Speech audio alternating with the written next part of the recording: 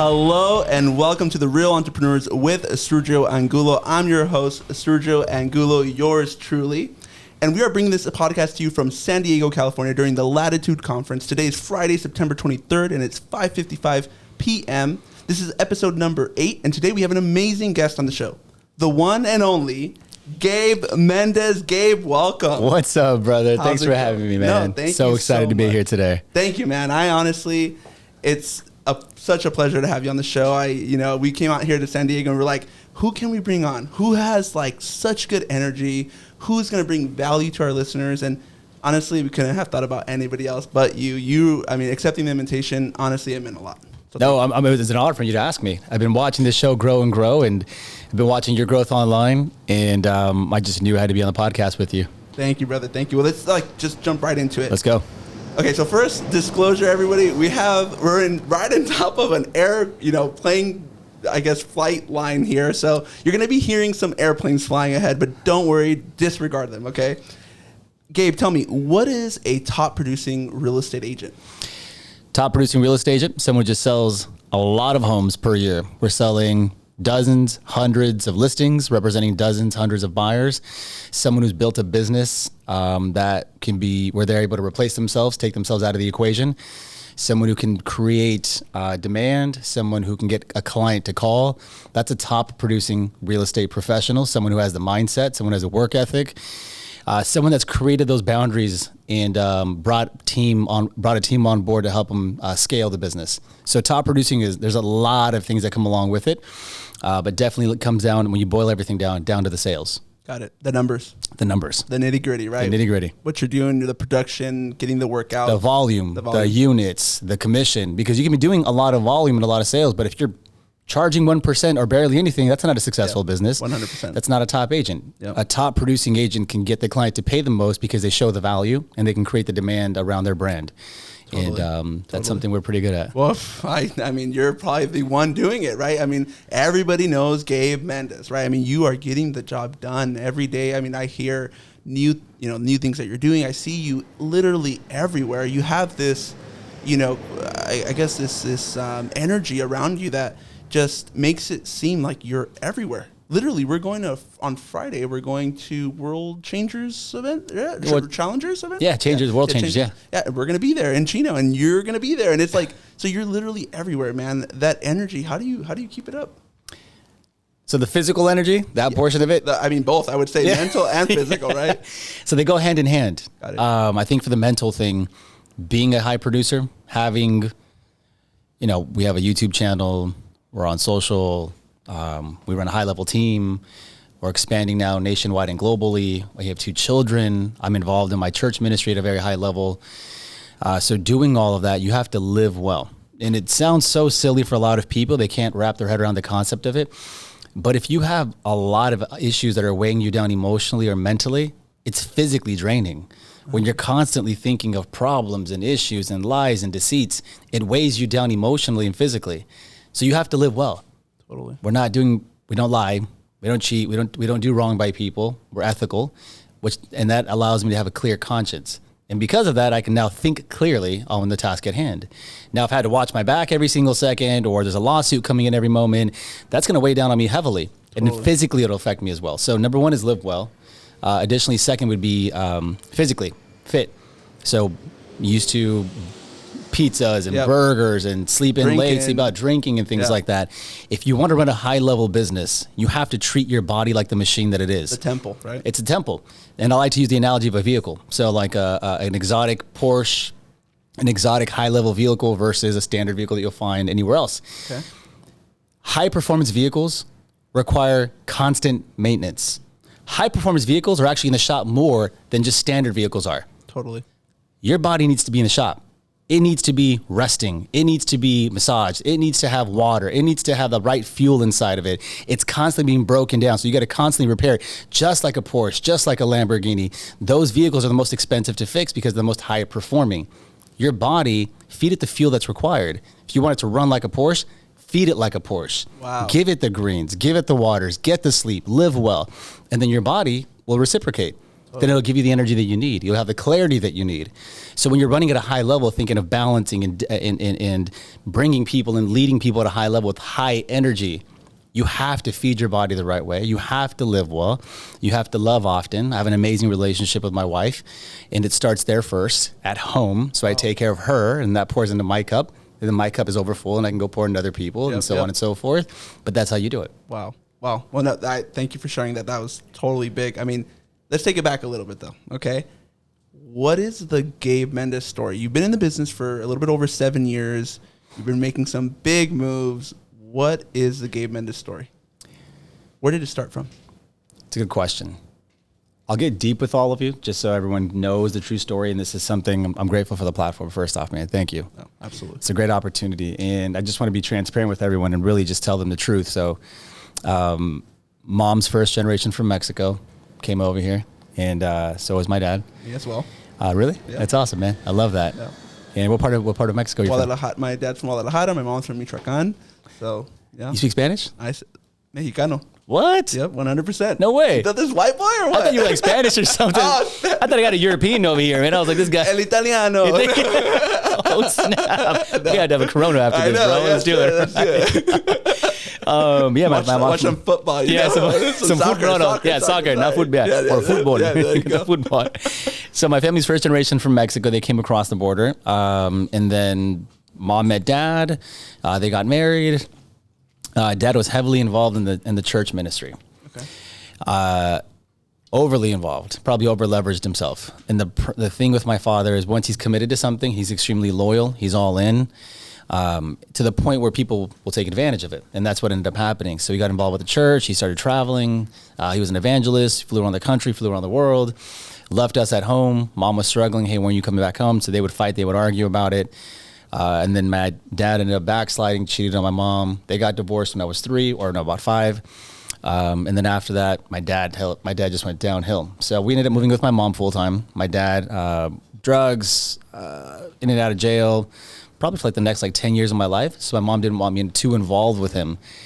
And my father would call us from prison. He calls from jail, reaching out to us, giving us a call. And then my sister and I, we had a big gap in our heart because we missed our father. So we'd sneak out of the house, or when after school, we'd meet up with him. But my mom did a really good job of not making us resent our dad. She just did a really good job of putting up borders and boundaries around it to protect us. She did an amazing job. So my mom had a hard time raising 2 kids, struggled financially. So we ended up living in a 1-bedroom apartment until I was about, I think 12, 13. So about middle school, we lived in a 1-bedroom apartment. We all slept in the same bed together. Then my mom upgraded from a 1-bedroom to a 2-bedroom. Now at this point in my life, mom has 2-3 jobs. So I don't see mom too often. We go to my grandmother's house, spending a lot of time. So now I'm starting to build resentment towards my mother. I didn't know at the time, but I was building resentment towards her because I never got a chance to see her. So I started acting out, fights at school, getting in trouble, getting involved with girls and drugs and all the stuff, man. Dad was in and out of jail the entire time, calling us, my sister and I, and making us feel guilty. Like, hey, you guys don't see me anymore. What's wrong with you? And just twisting the whole situation. So your dad was doing that. My dad was doing it to us. So he was calling us like, oh, you guys don't want to see me. What's wrong with you? Like, I'm homeless. I'm living on the streets, which he was living on the streets at the time. Homeless in and out of the men's rescue home, which that place holds a dear place in my heart now. We're going to be serving there for Thanksgiving, the entire team and I. I love what their mission is. So my dad's homeless on the streets. My mom never really saw us, 2 or 3 jobs, and just got in a lot of trouble, man. So about 15 years of age by this time, I'm in high school. My mom saves up enough money. She buys us a house in when I was 17-ish, 2006. We ended up losing the house due to predatory lending. So in 2008, sheriffs were knocking on the door, got us all out.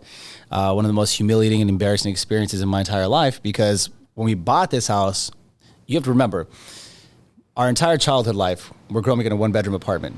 But we live in this place called Bonita in San Diego, which is a really higher end area. So higher income, higher status, nicer cars. So after school every day, we're going to our friends' houses, and they each have their own bedroom, and they have plasma televisions, and they have the PlayStation 1, and they have a pool in the backyard. And then when I come home, it's like kitchen, dining room, and then one bedroom. It's all there. It's all right there, and there's 3 of us living together. So then we get the 2-bedroom. Then finally we buy this big home in Eastlake, this $800,000 property, 6 bedrooms, 4,000 square feet. It was so much home, but we couldn't even furnish the entire property, bro. It was so nice. Wow. And I'd have friends over. We were playing. I remember having so many good nights. Do you play video games? I do play video games. Did you play video games back then? I sure did. What games did you play? Like shooters? Oh man, Sonic. Do you remember Sonic? Okay. No. Scratch that. Edit it off the podcast. Max Payne. I played Max Payne. Okay? Max Payne's dope. Max Payne's dope. Okay, Max Payne. cool. Did you have you heard of Halo? Of course, yes. So Halo was dope. So that was one of the big ones that we played, bro. So we ended up having like multiple televisions in the house, and I'd have all my boys over. We'd play for like 4 to 6 hours per night. We'd all throw $5 in, and 2 teams over there. You guys actually played with money? With money, man. Oh, yeah. man. Dude, I got involved in some gambling at a young age, all right, man? Don't tell anybody. Yeah, don't do that. Don't do that. But it was a lot of fun. Had a lot of fun with the boys. I'm sure. And we had parties, and we had girls over, and it was like the new hangout spot. And finally, like 16, 17 years of being suppressed and not having this, and now I finally had it. It was taken away 2 years later afterwards. Wow. All of my friends, everyone's like, yo, what happened to your house? Like, what's going on? It was one of the most embarrassing things that we had ever had to go through as a family. We left there, moved into my uncle's house. I slept in the garage for about a year on a futon, moved into my grandmother's home. So we struggled, bro. It was a challenge. I mean, mentally, emotionally, I was so resentful, got into fights, got DUIs, got in trouble, things that I'm not proud of, but things that I wouldn't change because they shaped who I am today. And so that was all between the ages of 5 up until this point. And in about the year, probably like 24, maybe 2012-ish, around that time, my dad got out of prison for the last time in 2010. So he gets out. He's like, hey, mijo, look, I totally changed this time. It's for real. I'm off the drugs. I'm no more stealing, no more cheating. I'm like, yeah, okay, whatever, Dad. I've heard this like the last 10 years. What's going on? Like, no, man, I found Christ. I found God. Come with me to church. So this is where it gets real deep. Wow. Gets deep. Get ready, guys. So listen to this, man. Okay. It's like 2010. So I'm probably like 21, 23, somewhere around there. Been arrested multiple times already by this point. Two DUIs. Almost arrested for a 3rd DUI. I got charged with assault and battery. So I'm looking at some pretty serious time. Really low point in my life. Stealing, just doing things and no one could tell from the outside. It looked totally packaged together if you saw me. Wow. But on the inside, I was burning and like dying and crying, and just every night was extreme depression.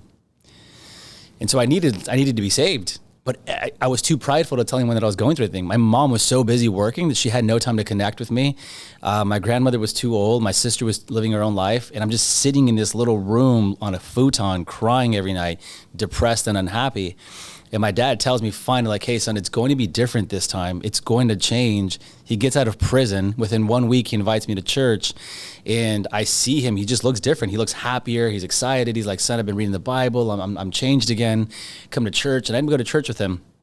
And it's in North County, San Diego, which is like predominantly a Caucasian community. Okay. So we go to this all-white church. And this is around the time of, I don't know if you remember the tall tees. Oh, man. You know the tall tees, dude? Yeah, the tall tees and like the little neon all over it. 9, 10? Yeah, around that time. Yeah, dude. So I go to this white church, bro, like this big old long white tee and this neon paint all over it. Lean like a cholo, dude. No, under him with the soldier boy, the crank that. Hey, crank that soldier boy. So I go to this white church, man, and I walk inside. And all of these kids they just start running up to me and hugging me. Wow. So beautiful. And then all these older white people start coming up to me and hugging me like, hey, what's up, man? Come on in. And I had my head down a little bit. I was a little nervous, wasn't sure what to expect. So I sit in the back with my dad. If you see him, he looks super cholo. Dude's like tatted all up his neck and the whole thing. And so he's sitting there looking ghetto. I'm sitting there looking ghetto. We're just sitting in the back, just standing out. And I'm like, all right, let me just check out this church thing my dad's talking about. And I'm such at a low point where I almost contemplated suicide a couple of times. Where it was just so dark and so deep. There was so much pain behind what I was going through. How old were you at the time? This was 2009 or 10. So 22. Wow. 22. I look okay from the outside. I'm promoting clubs in downtown every night, every weekend. Oh, you were a club promoter? Yeah, I was a club promoter, man. Oh, man. Yeah, bro. Okay. I was in downtown, passing out the fly. I was hustling, bro. I was connecting people, man. Wow. So that was there. You're at the church now, right? And you have all these people coming to you. I mean, you're contemplating suicide. Like, how did you get past that, man? I mean, how did you overcome that?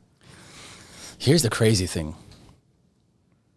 I sit down in the back seat, and just kind of like my posture already says, like, don't talk to me. Like, my head's down. I'm just here because my dad, I miss him. And then worship's all done. Everyone sits down. I don't get up at all. Pastor comes out, and he comes out onto the podium, walks on the stage, goes behind the podium. Everyone sits down. Everyone's quiet. And so we're all looking towards the front of the room. And then the pastor gets behind the podium, opens up his Bible, and he looks down. He's like, hey, welcome, church. Today we're going to have a message on, I forgot what he says. And we all start listening to the sermon. Within like 60 seconds, he closes the Bible, he shuts it down, and then he looks up and he says, church, God just spoke to me. There's someone here who needs to hear a different message, and I want to talk to you. God's telling me to talk to you. So if you're here in this room and you're going through something, God doesn't want to do anything else except talk to you today. And so I'm sitting in the back, and I didn't think anything of it. Then after like 60 seconds of him talking to the entire church, no one's moving. Nothing's happening. They're not playing music. He's not speaking. He said, God wants me to tell you to come home. Stand up if that's you. I'm not. He's like, we're changing the message today. Band, come back out. Church, stand to your feet. We're going to encourage them today. Band comes back out, starts playing again. Church stands up. And by this time, it catches my attention. So I look up and I'm looking around. And my dad and I are the ones who are sitting down in the back. Come home. Come home. It's okay. Come on, church. Welcome them. Everyone's dancing. They're clapping. They're cheering. Come home. And then now my heart starts to pound really fast. And I start getting jittery. My hands start to shake a little. I start getting really nervous. I can't control my breathing. And then he says something along the lines of, God's talking to you. You feel it. Like, answer the call. Something along those lines. And something snapped inside of me in that moment. There was so much weight. Man. Oh, man. You just felt it, like, leave, right?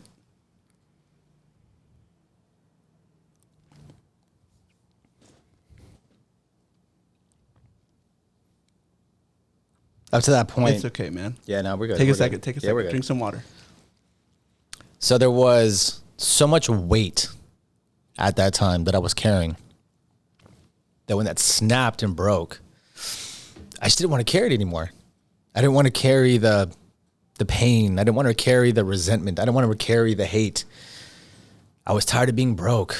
I was tired of fighting with my mom. I was tired of not seeing my dad. I was tired of getting arrested. I was tired of hooking up with girls. I was just tired of the whole life. And it was so much weight to carry every day to put a smile on, to continue showing up.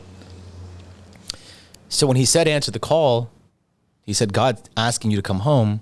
We're probably like 5 minutes into the church sermon already. Oh, man. And everyone's just jumping around, clapping. There's people all in the aisle jumping around and having a good time. Couldn't explain it, man. Can't explain it to you. But I stood up, and I remember walking towards the front, and I looked down the aisle, and there's this tall white guy. He's the pastor. He's dancing around like, come on, church, let's go. And then it's like a movie. It's like he stops, he looks down the aisle, and he makes eye contact with me, just like this very endearing, intense eye contact. And as I'm walking closer, the smile gets bigger and bigger, and he says, welcome home. Welcome home. And he grabs me and he hugs me. I start bawling like a baby. I'm crying my eyes out. And I just remember all of these hands start to come around me. And I just remember people on my shoulders and my chest. And then I've heard about it in the past. There's something called praying in tongue, where it's like the Lord's language, and it just sounds way different than anything I've ever heard. Wow. And I just remember all these people praying in tongue around me. And I remember the heat just starts to get intense, bro. And it's like hot. And then before I know it, I pass out. I pass out. You passed out? Passed out. Just right there. Pow, hit the floor. Don't even remember hitting the floor. The only thing I remember is waking up on the floor.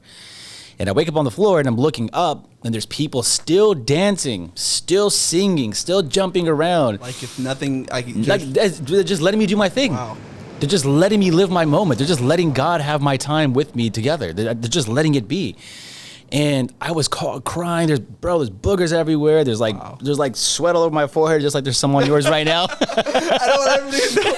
It's like super hot in this Airbnb right now, you guys. Just a heads up. It's a little hot right now, man.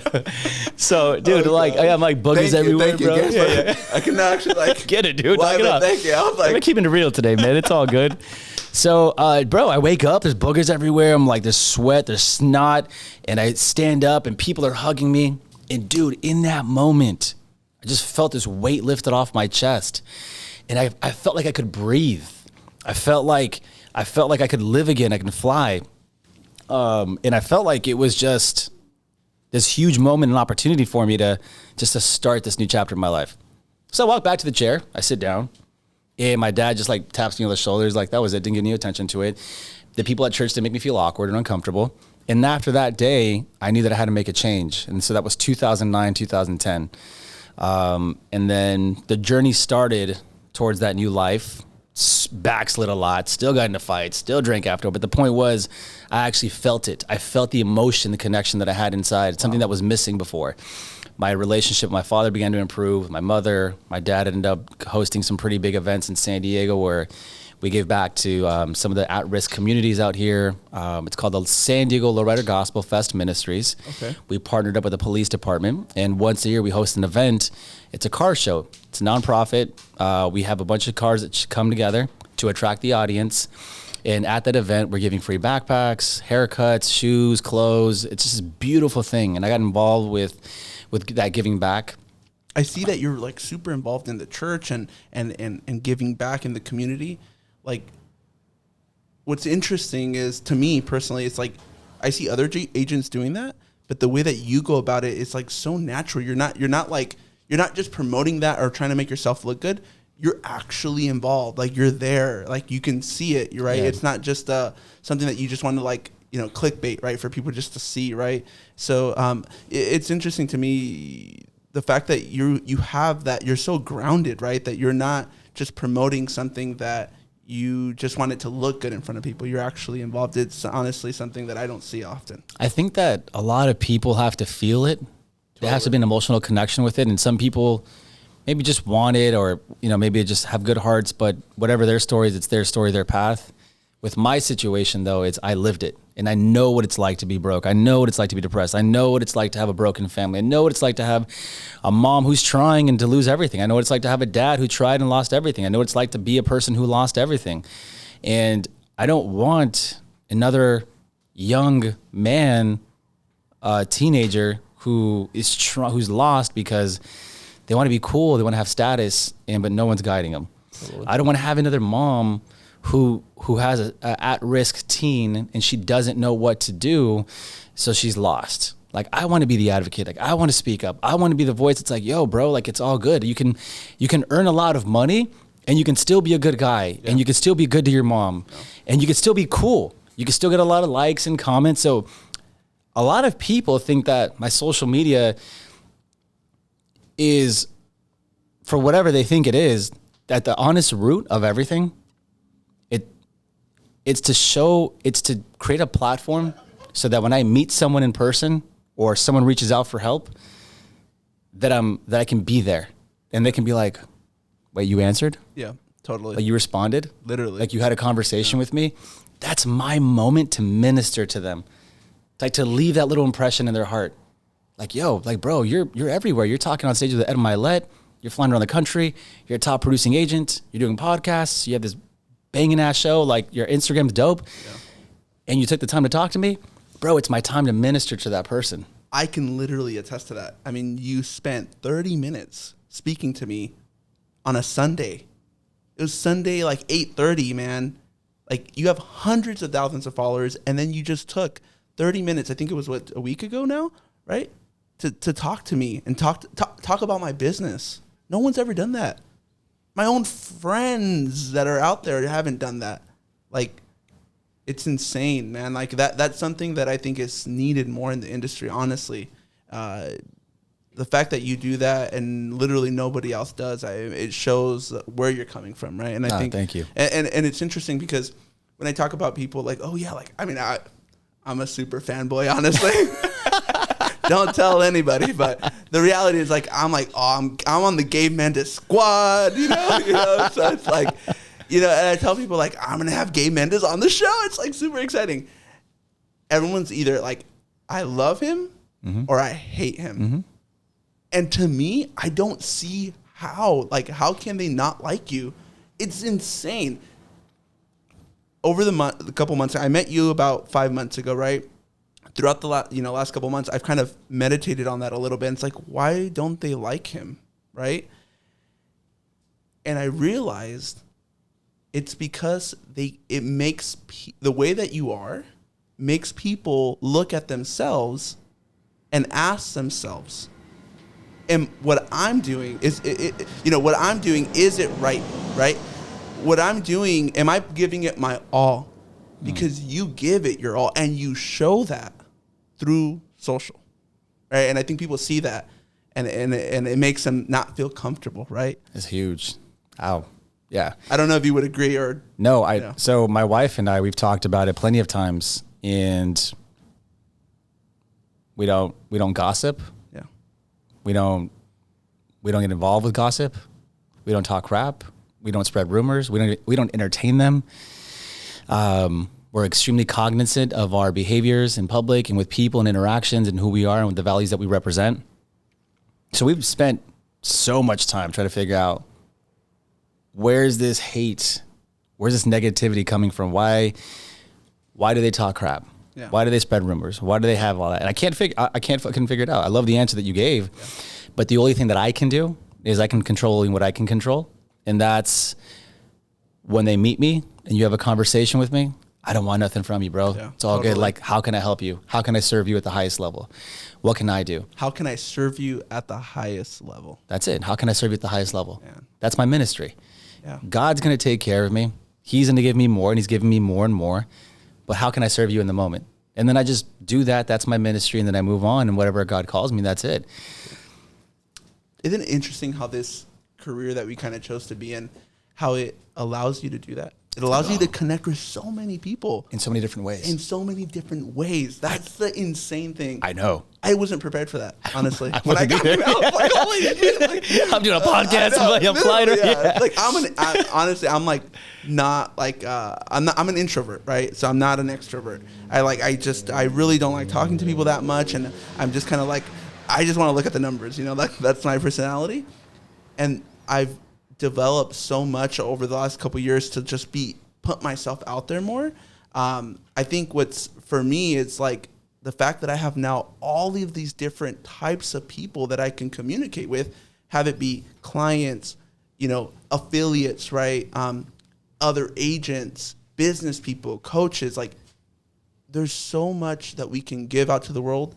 And honestly, I can't see any other career or any other industry that would allow you to do that. None. Really, honestly. None. Maybe financial services. Maybe, yeah. Right. Shout out Manny. Yeah. We're going to be interviewing him next Friday. Next Friday. Yep. Oh, that's good, Early man. in the morning. Yeah, he's really good people. I had a short conversation with him the other day. But he's really good people, man. Yeah. But yeah, maybe financial services is one. But I can't see being a surgeon, putting you on platforms like this, or maybe if you push it hard enough. But real estate's one of the best careers in the entire world. Yeah. To be able to build and connect and have influence and to help. And to bet on yourself, right? Oh my gosh! Like, the result is 100% On you. On you. Yep. Like, what you have is based on your effort. Totally. And that's why I respect top performers at the highest level. This is why I will never. It finally made sense when I made it to the top.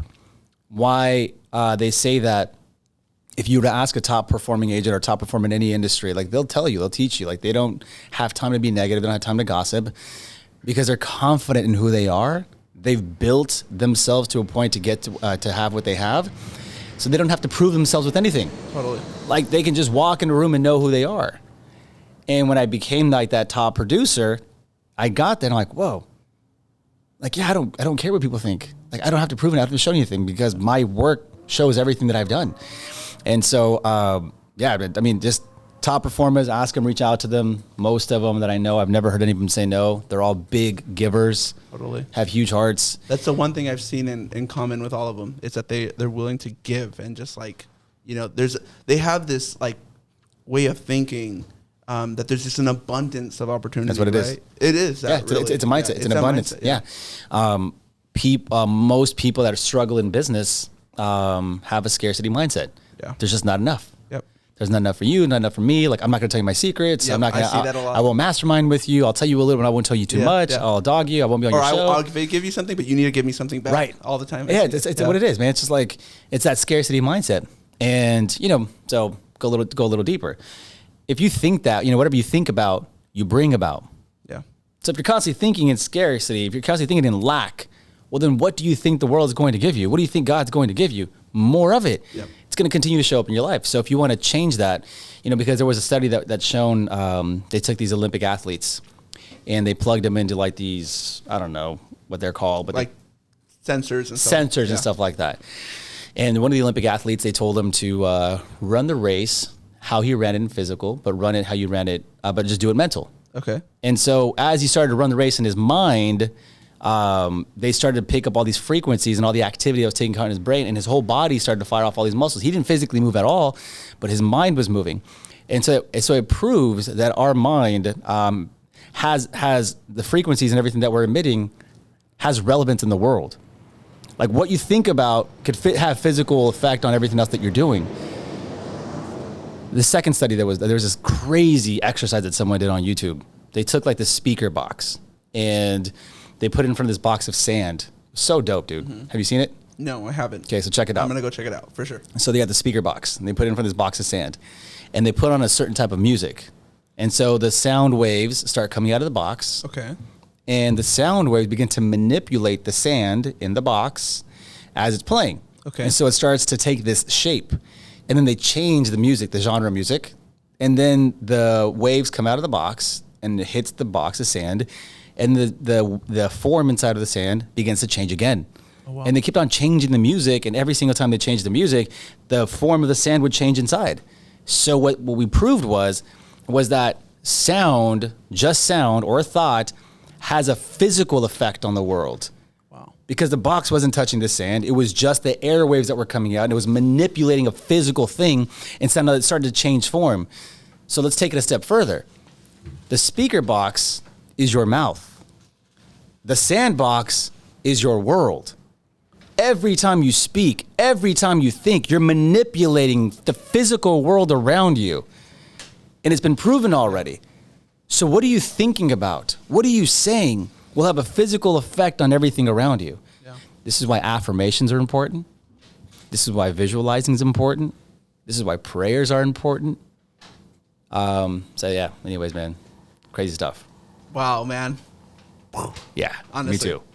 To be honest, it's like, affirmations, just touching on that really quickly, because I have some questions I really want to get to. I know we're limited on time, but like affirmations, what do you do? What are you doing currently? What are some that you like? What time are you reciting them? Yeah, strong. I have a strict morning routine. Long list of things that I do. My morning routine is about 4 hours long. So at 5 a.m. I have to start at 5. Wait, before you say it, you screenshotted it one time and put it on social, and I screenshotted it. Yes. I was like, I'm going to copy that morning routine. I was like, okay, go. It's a strict morning routine that I go through. It's a physical, mental, emotional, spiritual routine that I go through to prime myself in the morning and to get myself ready for the day. Prime yourself in the morning. Prime myself in the morning. Wow. And then I'm ready to take on the day afterwards. It has to be a spiritual thing, a mental thing, an emotional thing, and a physical thing. So all 4 of those, I'm priming myself in every area. My mind has to be right. My heart has to be right. Physically, I need to be right. And spiritually, I need to be well. So then I am ready for the day. It's almost like a soldier that's going to battle. He wouldn't go to battle without his shield, without his sword, without his armor. So then why do we? Yeah. Why are we going out there without praying? Why are we going out there without working out, without getting our mindset right? Emotionally, why aren't we grounding ourselves, saying we can, positive, getting ourselves ready?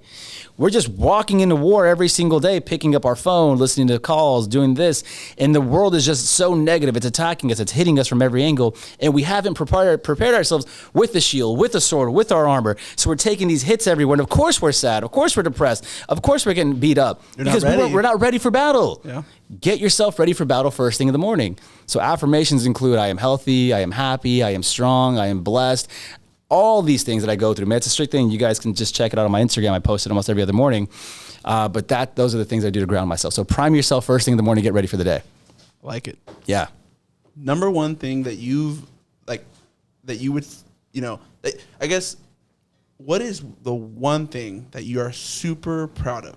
That you're like, wow, this was what put a huge smile on my face. I just could not believe that I reached this goal. Number one thing. My wife. Wow. She makes me the most proud. My wife makes me the most proud. I'm so glad God brought me to her when he did. And I'm so glad that he changed me on the inside so that I could be the man that was required to retain that. Because when I met her, I wasn't built inside to keep her. So I had to evolve to the next level in order to keep her.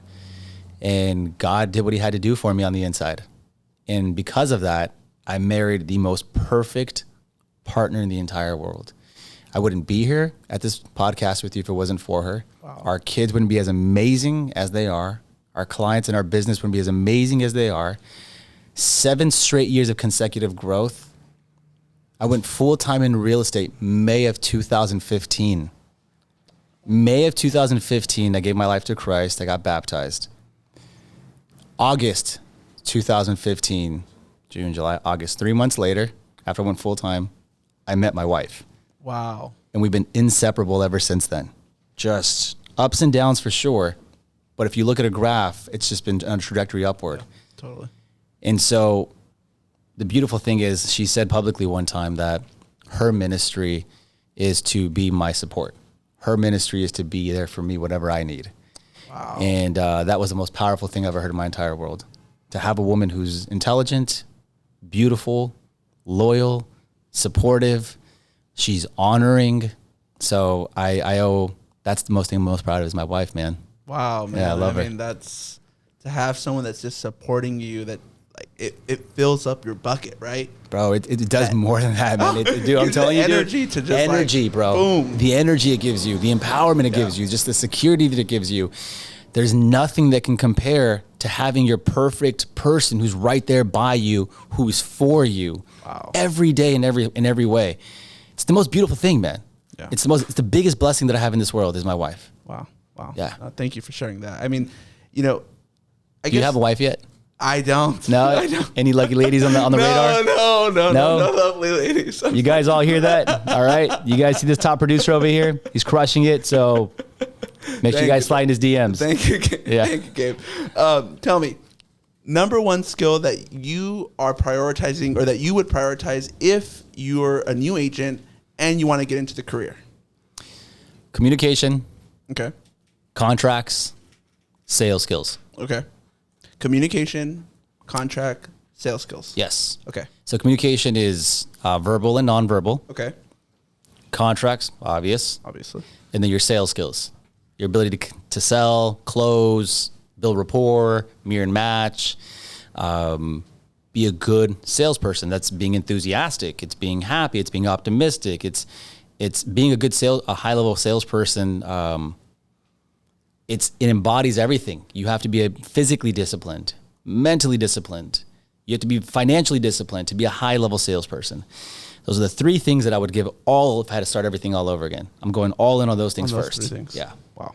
Okay. Because the contracts give you the confidence. Totally. You know what you're talking about now. My biggest pitch when I first got into real estate was I knew the contracts up to 80% as good as the California lawyers who wrote them. So when I'd sit across the table from a homeowner, I'd say, listen, you want to know how good I am? Ask me any page about the contract when I'm sitting right in front of you. Wow. I will legally protect you in every single way. I know these contracts up to 80% as good as the attorneys who wrote them. Attorneys who passed the bar. I know them just as good as they do. I'm like, so you're talking about value proposition? That's it. Boom. And I work harder than any other agent that you put me in front of. I'm 7 days a week. My skills are on point. And that confidence of just knowing, that's what confidence is. It's knowing. It's knowing it. It's just knowing it. Yeah. What is confidence? It's just knowing. I know that I know. I'm so certain at it. So I walk in the room like I'm good. You put me on a stage of 500 or 5,000, I'm good because I know.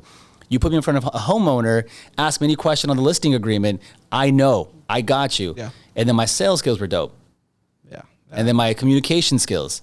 If you don't know how to communicate with people, you're going to fail. Yeah. 100%. Verbal and nonverbal. Tell us about that. Verbal and nonverbal. Yeah, verbal. So verbal is exactly what that is, and that's what you and I are doing right now. We're talking with our words. Okay. Our verbal communication is made up of like 4 different things. It's like your timbre, it's your volume, it's your pitch, and it's your tonality. So your pitch is exactly what that is. High pitch voice, low, that kind of stuff. Yeah. Timbre is that little rumble that happens in your voice. It's that little rumble. Yeah. That's timbre, right? Tonality is the way I'm delivering it, so you can hear like the ups and the highs. Yeah. Right? This is where you're inflecting on your voice and you're bringing it down. That's the tonality of it, right? So those are things that you're doing with your tonality. Yeah. And then you have speed and volume. Okay. How quickly are you speaking? How loud are you speaking? Someone who's in New York, maybe you won't have good verbal rapport with someone who's from Texas. Because someone in New York talks really fast. Like, hey, what's going on, man? The guy in Texas is like, yo, chill, man. I'm a little more smooth. Like, you little city slick talking guy right there. Kick back a little bit. California's a little more laid back, bro. He's kind of just talking like this, dude. And so the guy from Texas might be like, yo, that city guy sounds a little too smooth over there. He's trying to rob. He's trying to take with me. Yeah. California, bro, sounds a little too dumb. He's a little high, right? So you have to have that verbal rapport, and then nonverbal is your body language. Oh. That's what you're not saying. It's what, if you and I just were to sit here and make eye contact, what does your body language tell me about you? Yeah. Do you give me the creeper vibes? Do you give me the I need to be safe vibes? Yeah. Do you, and actually, nonverbal communication trumps verbal communication. Even more important, right? It's more important. Yeah. Nonverbal communication is much more important than verbal communication is when it comes to sales. Totally. So how you're sitting, what your hands are doing, what your feet are doing, you're telling people more about who you are than your words are. Totally.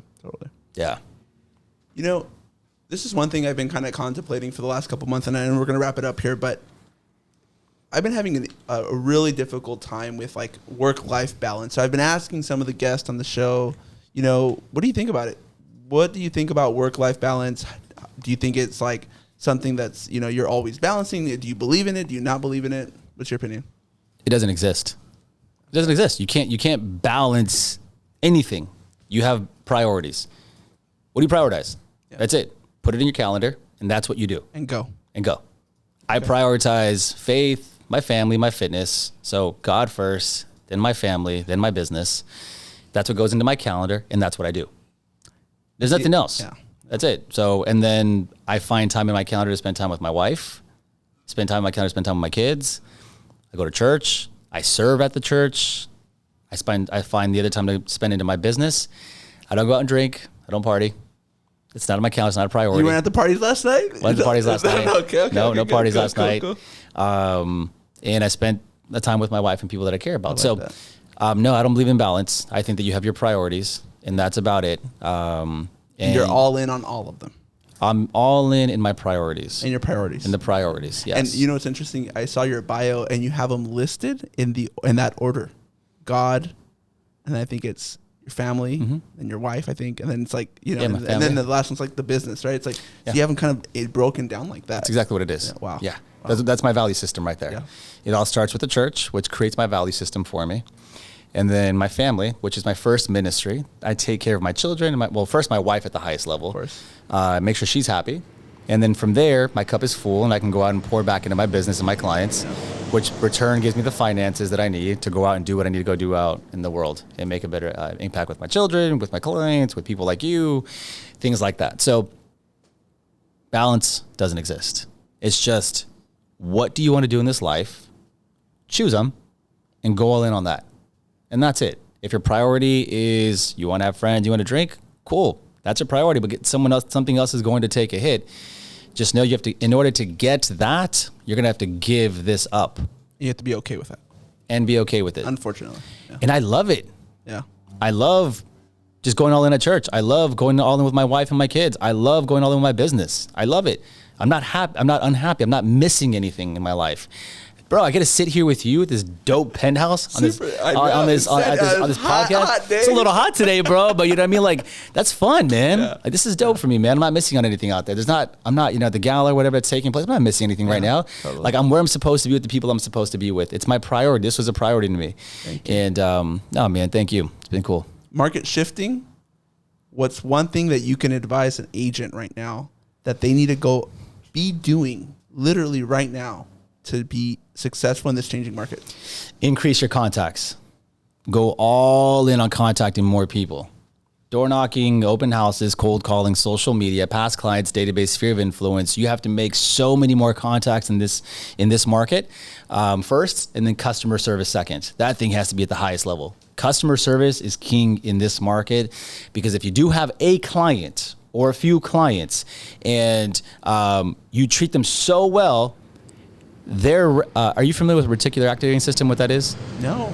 No? Okay. No. Okay, I want to hear this. So reticular activating system is a portion in the frontal lobe of your brain that's responsible for recognition. So for example, let's say you're on a podcast now. You want a podcast show. Okay. I'm pretty sure after you started your podcast, or you had the idea of doing it, you started to notice everyone's podcast everywhere. Everyone's shows, like you start to become more familiar and aware of all those things. Wow, yes. It's almost like my wife. She bought a Tesla recently. And before the Tesla, she didn't really recognize them. Now that she had it, the Teslas are everywhere. Yeah. And it's not like the dealership was like, oh, Cherish just bought a Tesla. They're selling Please go ahead and release the rest of the Tesla. Let them go now. It wasn't like that, dude. It's like, no, they were always there, but your reticular activating system was never activated, so you didn't notice them. So with your RAS right now, when someone's buying or selling a home, their mind has been activated to know other people who are buying and selling a home because they're going through the process. Got it. So your clients, when they're buying or selling, that's the time when you ask for the most referrals, because they're talking to everyone about their buying and selling process. So right then and there, you got to increase your customer service, be available 7 days a week, pick up those late night phone calls, go above and beyond, set yourself apart, because their RAS is activated and now they're talking to people. And what are they going to say about you in that moment? I can never get a hold of them. Oh, man. I ask him questions all the time and he just doesn't know the answer to it. They're a RAS, and that's what they're saying to other people. No. Right now, more than ever, triple down on customer service and make more contacts. So I went back to the basics. Right now, bro, I think I'm making about 30 to 50 contacts per day minimum. Wow. Minimum. Wow. Like my boy Coke in the back right there, he sat with me one day. And at the end of the day, he was like, dog, I have mad respect for you. He's like, only people in the military are this disciplined. Wow. I've never met a civilian. This guy Koke, by the way, dude, you got to meet this cat, bro. He's high level military, went on multiple tours. This guy was top 10, 15 recruiters in the entire country for the U.S. Marines. Oh, wow. He managed over 1,300 Marines. Dude's high level. So for him to say, bro, you're running at a military level, at a high level, dog, I sit there 8 a.m, ask my wife. I'm at the table just calling, texting, emailing, following up. Who do you know? Having conversations to build the business. Back to the basics, dude. I like it. Yeah. Thank you. Gabe, honestly, it was a pleasure to have you on the show. Oh, bro, so much fun. This was the one. I'm not gonna lie, I was a little nervous. I was like, I have a heavy hitter that's gonna be coming on, you know. So I honestly, from the bottom of my heart, thank you so much for taking the time, and we can't wait to see you, you know, back in LA. If you're ever in town, let's do a part 2. Oh, we'll do a part 2 for sure. Someone has to get this man a towel, man. He's sweating buckets over here. Help him out, man. Thank you, Gabe. You're welcome, bro. Good to see you, man. Yeah.